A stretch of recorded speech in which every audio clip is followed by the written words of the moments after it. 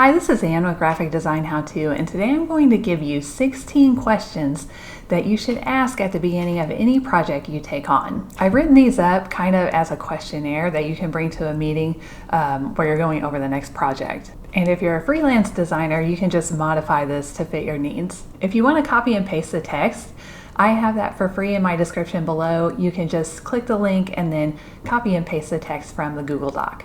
And if you want a nice formatted version like this one, I have that in my Gumroad, and that will also be in the description below. That one is an InDesign document, and I'll also include a PDF. Now, a lot of times when you go to a project meeting, they go over a lot of it, but they tend to leave some things out. And this sheet will help you kind of fill in the blanks and not have to go back to your creative director or the client and keep getting more information. Company knowledge and requirements questions. Who are the client's competitors? This is something you'll need to know because you kind of want to see what's out there in the marketplace already and see what the client's up against. What would you say is the key quality that really differentiates your company from its competitors? Asking this question can help you differentiate your designs from the competition and help the visuals stand out in the marketplace. Is there a brand guidelines book, and where can I find it? A brand guidelines book will help you with what colors to use, fonts, and images. And if they don't have one, I would try to get them to bring samples of older work or try to find some online for this company because you want to stay consistent in the brand. Do you have a specific logo you want to use in this project? Companies usually have 4 or 5 different versions of their logo. They might have a vertical layout, they might have a horizontal one, a good one to use on dark colors, a full color one, that kind of thing. So you just need to find out which one they prefer to use. You'll also want to ask them if there's anything they don't want you to use. This also helps you to maintain consistency with their brand. And I've had clients who just, really hate the color purple and they don't want it ever used in any of their work. So it's a good idea to broach this subject and see if there are things that they just don't want to use at all. Specific design requirements. What exactly is the client trying to achieve with this design? Do they want more clicks on an article, to make more sales, or maybe to just spread awareness about their product?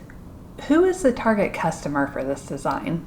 You'll definitely want to know if this design should be geared towards men or women, a certain age group. Is diversity important in the visuals? The income level of the person who will be seeing this design? Really, that probably only matters if you're trying to cater to, the super rich or something, and then you'll want kind of a upscale design. For the rest of us, you'll probably just want to use everyday imagery and language. Knowing all this info will help your design to resonate with the right audience. What message do you want to convey to the audience? This question will also help you decide on what visuals are right for the project. What must-have elements does this specific design need? And what specific design deliverables are you looking for?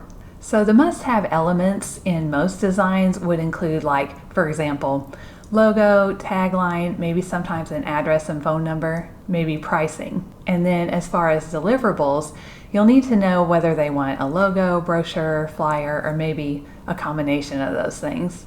Where will you use the design? And what's the medium and finished size of the project? So will it be in a magazine, on a billboard, in a Facebook post? And this is one that will probably have already been answered in the meeting. Do you have any existing content, images, or text that should be included in the design? Where is it located and how can I access it? And also, what types of images do you generally prefer? With the last part of this question, the answer will hopefully be something like, oh, we like a corporate style, or we want a more playful look with this one. How do you feel about where the images originate? You'll need to find out how the client feels about using stock photography, or if they want to provide all the images for you, if they want to pay for a photo shoot. Do they like the use of, say, vector artwork or icons? You should also go over the pros and cons with them because The cost involved in doing stock photography is much lower than paying for a photo shoot, for example. But the quality of the images is probably going to be lower with stock photography. Or maybe not the quality, but the custom aspect. If they do want to provide you with their photos, ask when you can expect those or how you can access them. Deliverables and expectations. Per our contract, I offer X number of revisions. These are included in the price we talked about, and extra revisions will be available at X number of dollars per revision. This isn't really a question, but it might be a good idea to just sort of remind them of what is in your contract so you can kind of manage their expectations on revisions. When do you need this by? You'll want to agree on some deadlines of when everything should be due. So like a first look, when is the deadline for that? And then revision 1 deadline, revision 2 deadline, and then final project deadline. That way you're both on the same page and they understand that they need to get revisions back to you at a certain time. How do you prefer to communicate? Would they prefer that you email them, talk to them on the phone, or maybe set up a Zoom call? In my experience, clients definitely did things differently. Some wanted to meet via Zoom call, some wanted to just communicate over email, and then some wanted to get on the phone and talk things out. And of course, I was open to any of those. I just wanted to find out what they preferred, and then we go from there. Is there anything I should know that wasn't covered?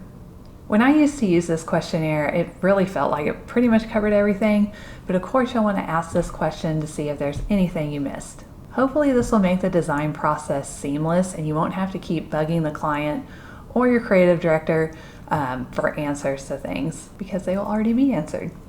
Alright, I hope you liked this video. If you did and you want to see more videos like this, just hit the subscribe button and the little bell next to it and you'll be notified every time a new video comes out. Alright, I'll see you in the next video. Thank you!